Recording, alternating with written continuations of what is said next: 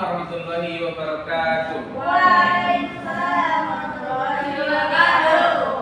Selamat siang rekan-rekan semuanya. Siang. Perkenalkan, saya Berkaki dan dengan NIM 2129002 akan mempresentasikan hasil analisis saya tentang analisis peran orang tua dan sekolah dalam membentuk lingkungan yang bebas bullying di sekolah dasar. Nah, seperti yang kita ketahui, bullying ini sangat marak terjadi di lingkungan sekolah, terutama sekolah dasar. Rekan-rekan semuanya sudah tahu apa itu bullying? Sudah? Sudah apa belum? Sudah. Aziza, apa itu bullying? Ada dari rekan-rekan yang lain yang bisa membantu? Kekerasan.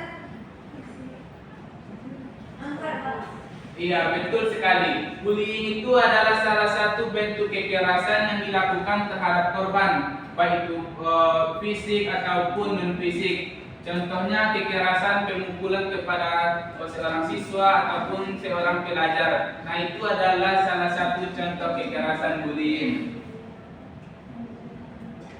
Nah, untuk latar belakang dari analisis ini adalah seperti yang kita ketahui bahwa di sekolah dasar ini tindakan kekerasan sangat sering terjadi.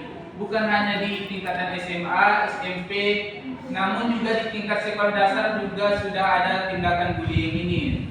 Nah, kita lihat anak-anak SD sekarang sudah banyak yang dicemooh, sudah banyak yang maki-maki. Nah, itu sudah termasuk kepada tindakan bullying.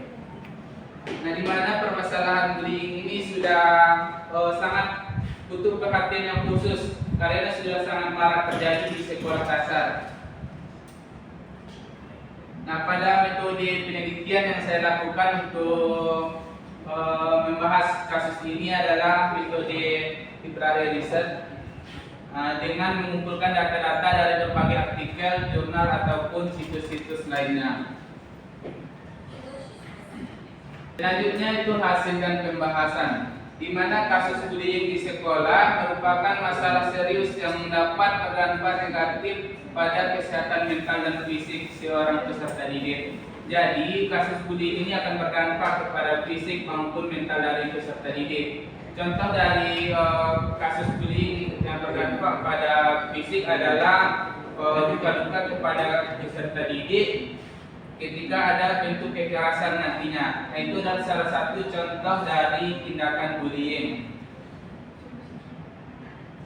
Nah, dari sekian banyaknya kasus bullying di sekolah, menurut salah seorang penelitian dari yayasan menunjukkan bahwa tidak ada satupun sekolah di Indonesia ini yang tidak ada kasus bullying.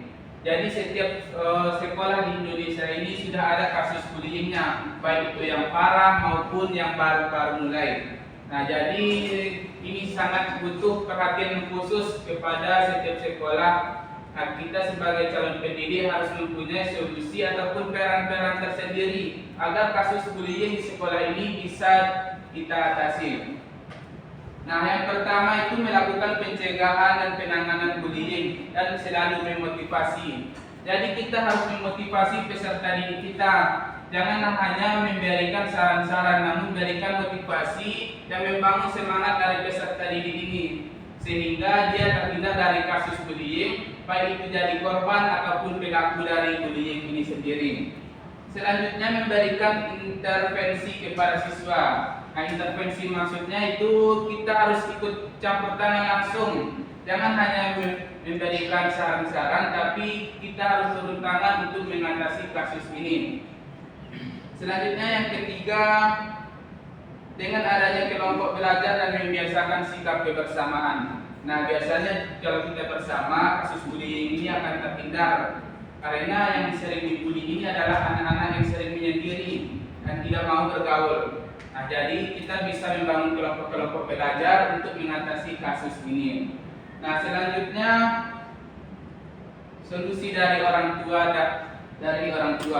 bukan hanya dari pendidik, dari orang tua juga perlu memperhatikan kasus bullying ini.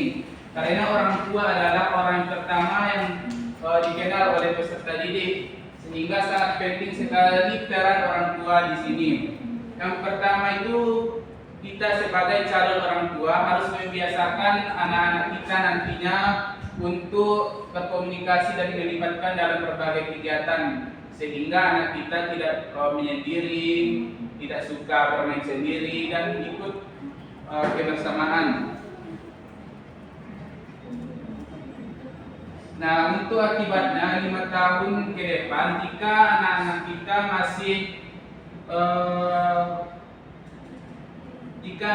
masih terkena bullying ataupun peserta didik kita masih terkena bullying, akan berdampak kepada pendidikan, di mana jika kasus ini tidak berhasil diselesaikan, maka konsekuensinya akan berdampak sangat signifikan terhadap aspek kehidupan dan masyarakat, di mana akan seorang anak yang terkena bullying itu ataupun korbannya akan terjadi depresi ataupun tingkat kecemasannya semakin tinggi. Jadi konsistensi seorang anak dalam belajar itu akan menurun, sehingga akan berpengaruh kepada hasil belajar anak itu sendiri. Nah, sekianlah pemaparan materi saya tentang kasus bullying di sekolah dasar. Banyak maaf. Wassalamualaikum warahmatullahi wabarakatuh. Waalaikumsalam.